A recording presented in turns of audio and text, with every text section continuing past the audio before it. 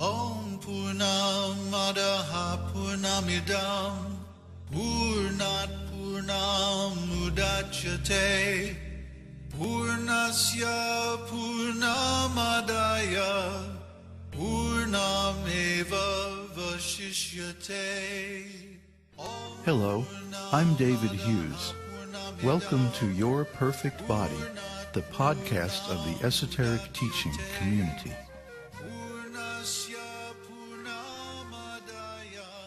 Today's selection is Śrī Īśopaniṣad Mantra 5.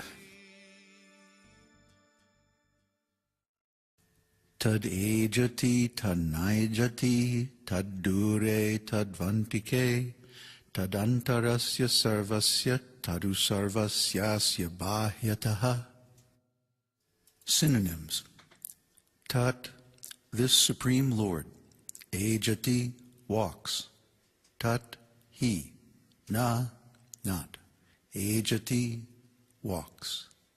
Tat, he. Dūre, far away. Tat, he. Also. Antike, very near. Tat, he. Antar, within. Asya, of this. Sarvasya, of all. Tat, he. Also. Sarvasya, of all. Asya, of this. Bhagavatam, external to. Translation. The Supreme Lord walks and does not walk. He is far away, but he is very near as well. He is within everything, and yet he is outside of everything. Purport.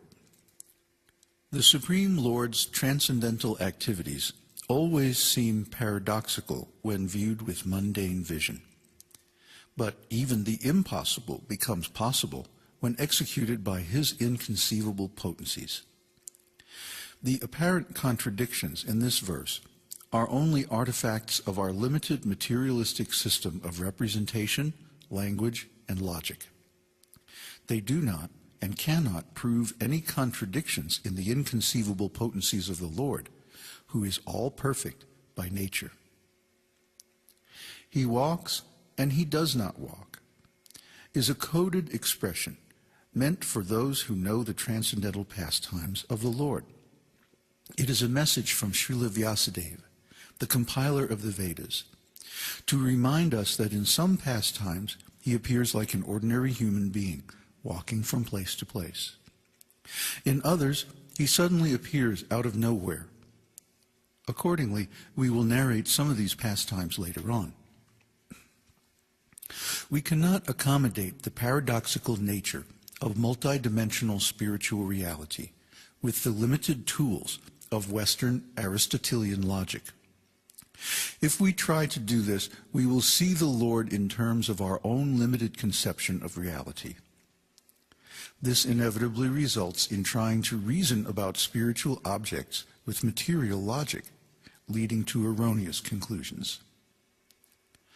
Most modern philosophers assume that the Lord's impersonal feature of unlimited existence and pure consciousness is the supreme, and reject his personal form and activities.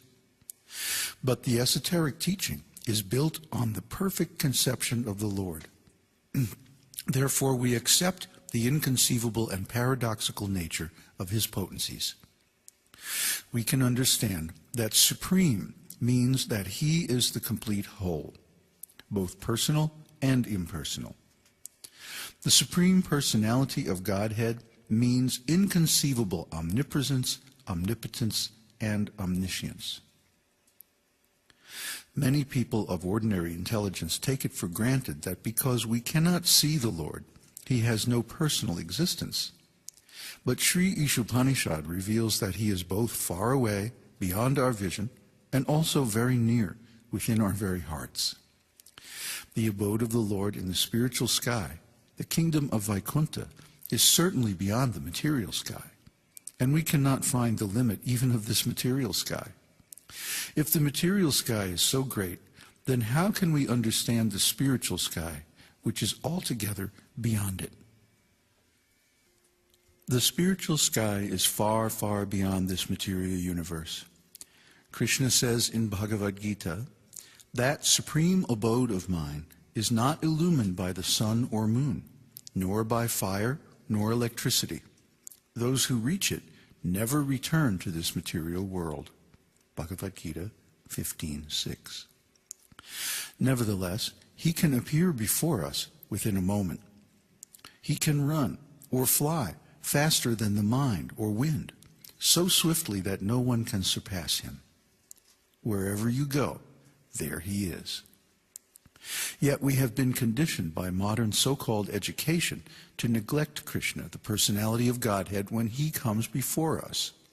We are taught to call his existence mythological or primitive superstition, and spiritual experiences are all in your mind.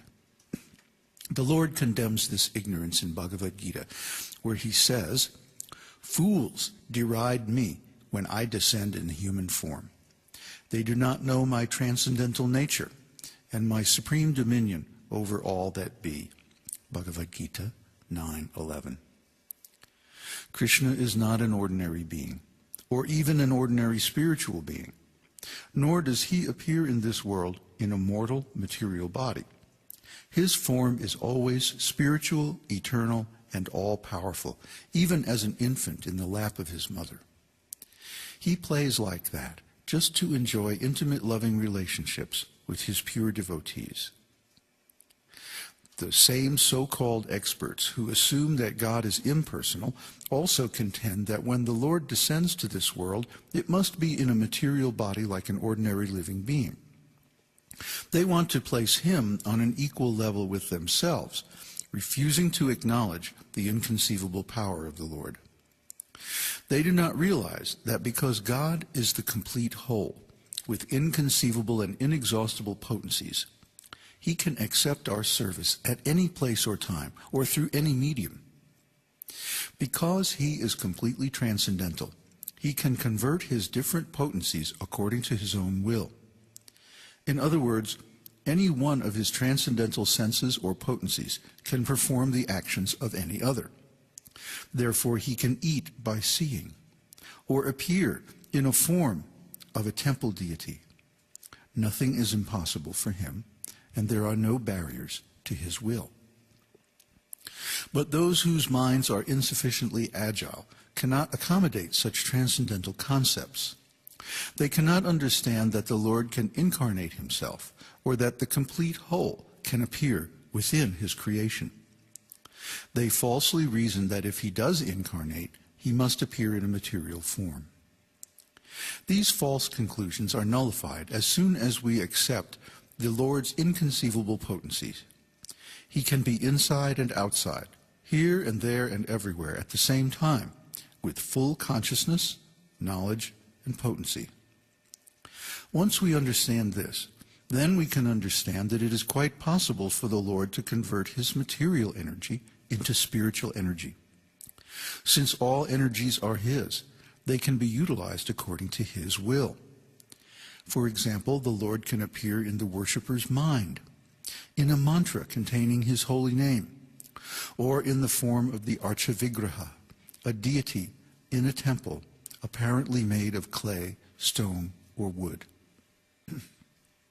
These sacred deity forms, although sculpted from material ingredients, are not idols, because they are representations of the transcendental form of the Lord.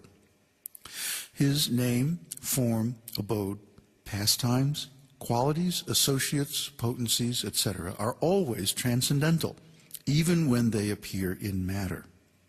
Yes, they are symbols, but because they are symbols of a transcendental reality, they are qualitatively equivalent to the realities they represent.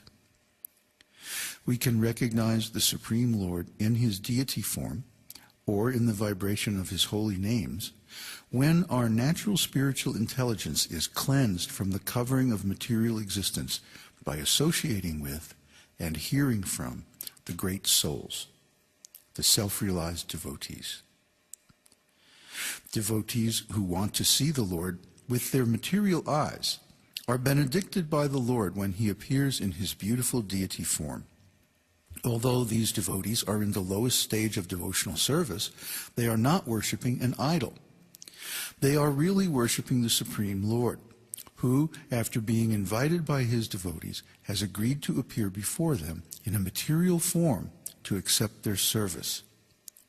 The Archa Vigraha, or deity form, is carefully crafted by long lines of devotee artists according to the detailed instructions of the scriptures. The deity expansions of the Lord are eternally existent with all paraphernalia.